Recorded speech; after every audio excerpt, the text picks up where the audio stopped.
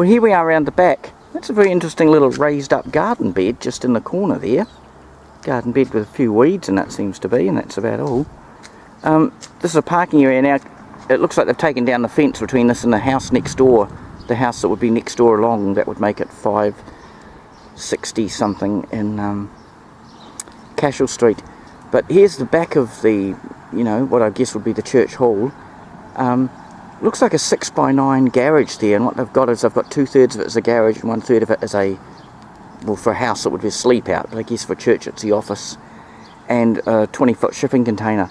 So I'm sort of thinking that after the earthquake the church was demolished, or maybe it had been demolished before that because it was, you know, very old and couldn't be restored, I don't know. And I've got apparent, you know, building permissions as required to put the 6x9 metre garage unit thing there, and the 20-foot container to give them some storage. So, and you know, used up a little bit of their car park area, but yeah, I mean the gates here are unlocked. There's windows open in the building, so apparently it's still used. Whether someone bought it as a house or something, I have no idea. So yeah, curious. This unknown church at 566 Cashel Street on the southwest corner of the Olliviers Road intersection in Linwood in Christchurch. Or some maps might actually call this Phillipstown. Exactly where you draw the boundary between Linwood and Phillipstown, I'm not sure. So, here's a curious thing. A police car parked across the road. Not quite sure what they're doing there. They're parked backwards. In New Zealand, you're not allowed to park backwards on the road, you know, against the flow of the traffic. Obviously, the police are if they're on a police business or ambulance or whatever. So clearly they're on police business. He hasn't just stopped in at home for lunch. So not quite sure what's going on there. But anyway, there we go. So it's around about 25 past 9, is it? Yeah, 25 past 9.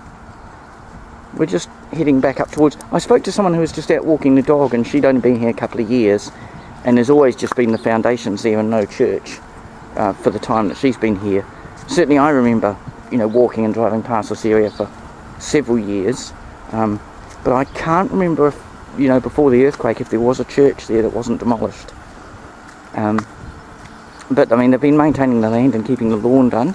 There's some quite well established garden plants here. Could be camellias. Hang on, let's get a bit closer. But yeah, well, a little bit of Christchurch history. We're not quite sure what the story is, and yeah, they might be camellias. But there we go. Oh, hello. A truck with a tray. And a man with a stick. Has he come to repossess a car?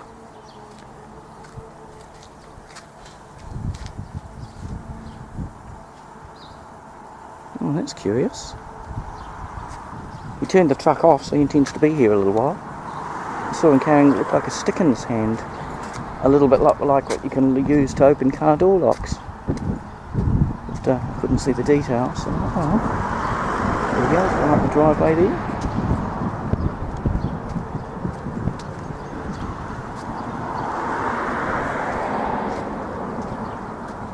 I don't know what's going on there. We could just be going in for morning tea. Alright. Now something that came up on the internet just a few days ago, someone pointed about these parks. Agapanthus, and they complained they're a bit of a weed. But you see in New Zealand here, certainly around this area, they're used as a, in various road islands, verges and borders and whatever. Because you plant them, they stay evergreen, they're green all year round, they can tolerate, they look a bit sad in summer when they don't get much rain. This area has a dry summer, and they look a bit sad in summer, but they still survive. And at times you've got massive displays of flowers. I think there's a couple of different colours, but they're mostly that sort of colour, that's the common one. And they form a dense thicket, and yet they only get to about 1 metre high. So they're good for traffic along the edge of roads and that. They don't block view of traffic looking further on down the road. So Agapanthus, as I say, some people complain they're a weed, but there's no such thing as a weed, it's just a plant in the wrong place.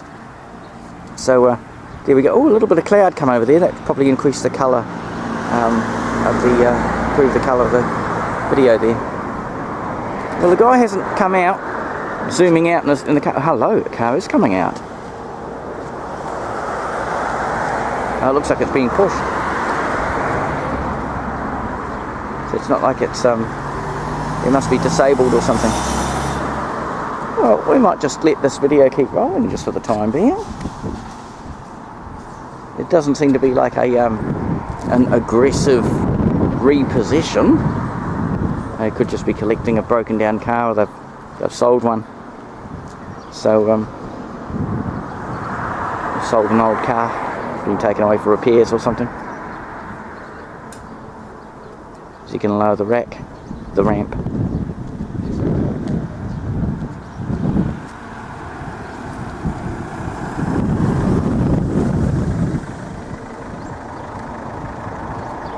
He's got a metal thing in his hand though, like those, as I say, like the things you use to unlock one of those lockout tools that you can unlock locked cars and keep keys locked in or whatever. There's service personnel like AA, you know, roadside assistance people, they often carry those kind of things. People lock their key in the car. There's a couple of tools you can use that will, unless the car's got particular high security door locks, I'll open the door. Here he is, he's got the flashing lights on. Oh, it's all exciting here today. And here I was just filming in the ruins of an old church and a few garden plants.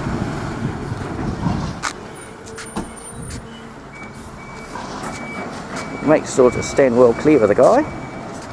We're on the footpath on the other side of the road, just in case you're wondering.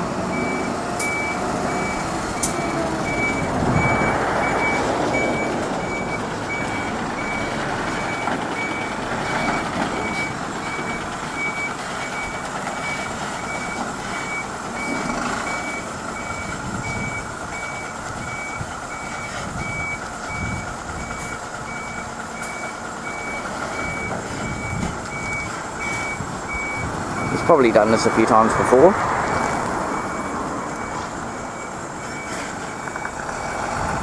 It's a nice little truck actually if you are doing this sort of thing for a job. Tilt tray deck.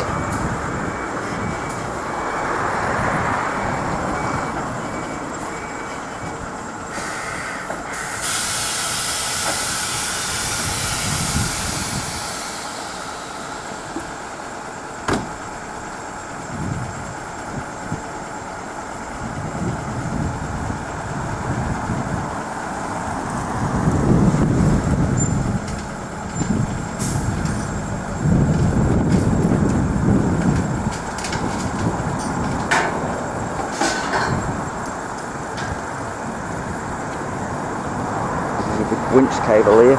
It's obviously disabled, and otherwise I would have just driven it straight up on the ramp.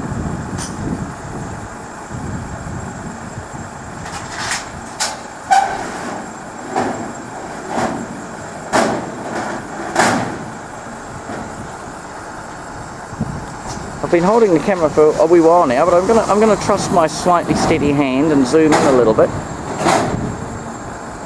I'm gonna have to try to be steady. I don't want to go too close. At the moment they can't complain what I'm doing. I'm filming from the footpath, public footpath on the other side of the road.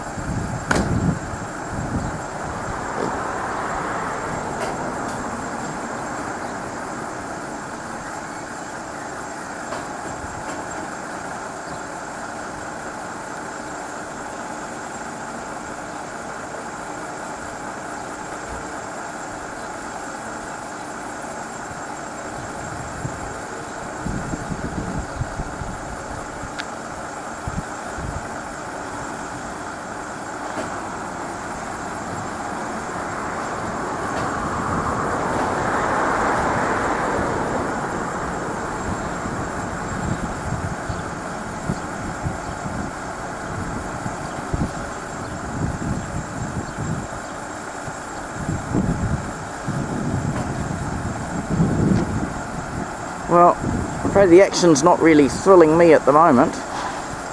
And actually there's a wee bit of a chill in the wind.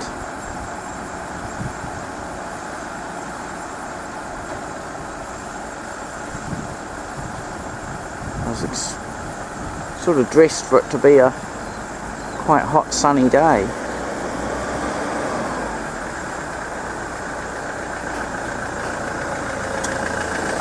There's a van.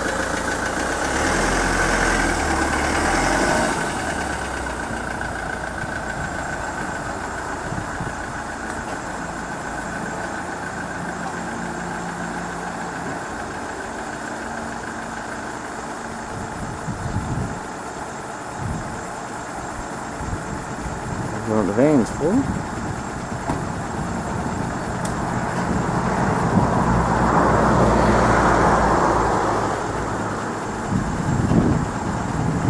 This guy that turned up in the van.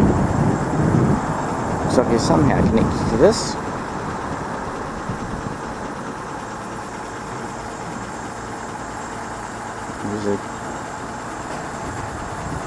He walked over in that direction.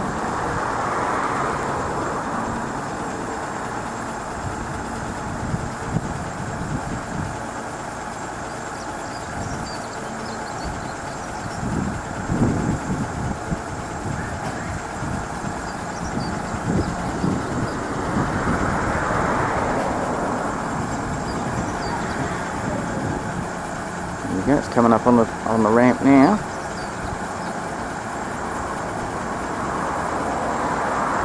Whatever winch or something it has, you can't hear it over the top of the truck engine idling.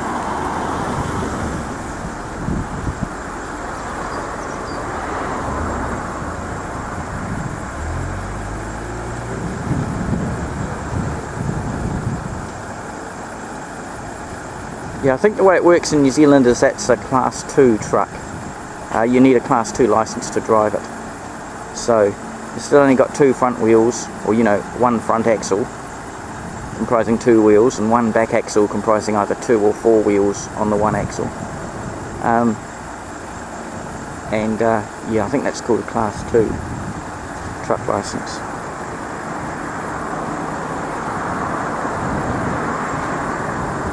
With Class 1 being a normal car, and it can include some trucks up to 6 tonne and some camper vans up to 6 tonne, but otherwise up to about 4 tonne. I think it's 4.350 tonne, a standard car licence in New Zealand, with some exceptions for some trucks and some camper vans allowed up to 6 tonne.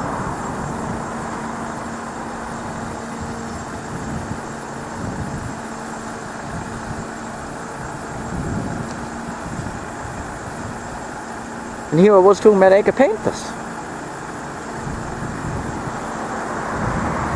Well, I think we've seen all the action.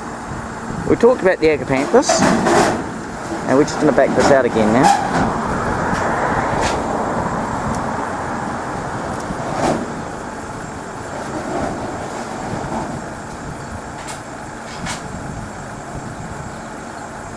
And the reason why we're on the corner here of Cashel Street and Olliviers Road, at 566 Cashel Street actually, and Olliviers Road diagonally going south, and there's a police car still down there. Not quite sure what he's doing there, I haven't seen any movement. And the apparent foundations of what was apparently some kind of church, how old or historic I don't know, I don't recall a church being here. Of course the earthquake now, the bad earthquake, that was February the 22nd, 2011. So, yeah, so that's, we're January 2019 now, so that's coming up to 8 years ago, 7 years and a couple of months off of 8 years, month off of 8 years. So, yeah, that's, I just don't remember what was there. So, but it looks like it was not a terribly large church. And that hall, the church hall, is that sort of construction, things made looking like that around about the 50s and 60s. Yeah. So, I think about 1950s construction to 60s construction. that general look. So, and I'm assuming, and that would fit with the fact that the intervening fence is broken between the hall, car park around the back of the hall and this house. Generally the church would own the house next door, and that would be the pastor or reverend's house. So I'm assuming that's what the case was. They've got quite a densely planted front garden there, haven't they? But who knows? Another one of life's little mysteries. Very well, but this one's long enough, and we're going to start our walk home again now. Back along Cashel Street.